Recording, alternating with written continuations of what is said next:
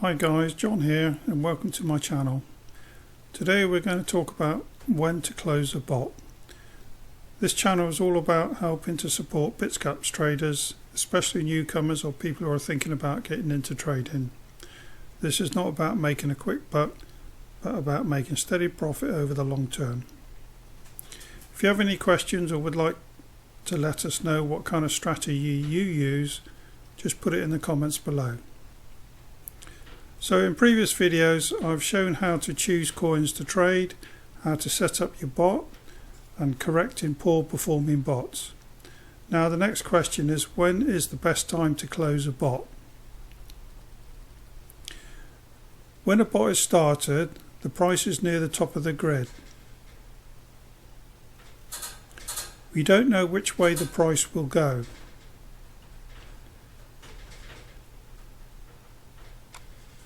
It could go up or it could go down, or obviously it can just hang about in the middle. If it goes up, we can move the grid up. If it goes sideways, that's fine, and if it drops, that's okay, as we will have the grid range to use up. But if the price drops out the bottom of the grid, which should not happen very often, I would recommend waiting for the price to come back into the grid. Hopefully it won't be out of the grid for long. The only exception to waiting for the price to come back up is if you think the coin is collapsing, and in this case close the bot and cut your losses. So generally you keep trading while the price is in the grid and you are making a decent daily profit. As you start moving up, you need to be careful. So obviously in this example, the grid has been moving up. If the price moves up quickly from when you're starting the bot, within a few days or so, I would let it go up about 10 to 15% before going into what I call end mode.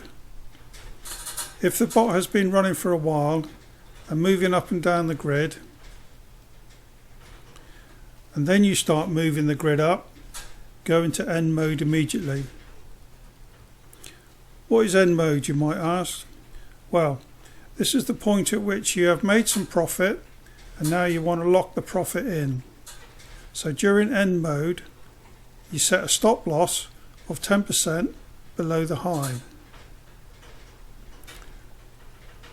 So as you start moving the grid up, you have to set a stop loss. So for example, you just go into modify, and then you've got the option of setting a stop loss.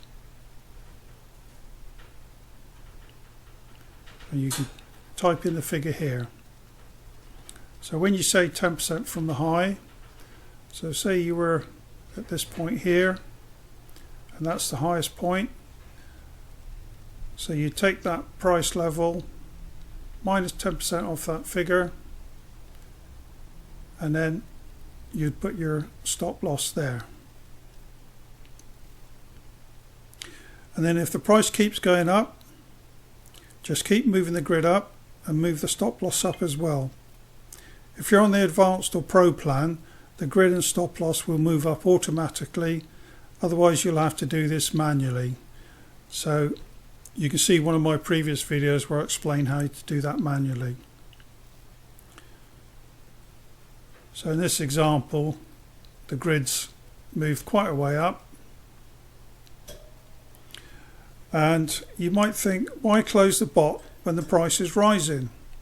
Well, as long as the price doesn't drop more than the 10% you've set on your stop loss, you can ride the price wave. The problem occurs when the price starts going back down. Then, because you have been moving the grid up, as in this example, the grid has been moved up, and you can see how high it's gone because all these price points here are completely below the grid.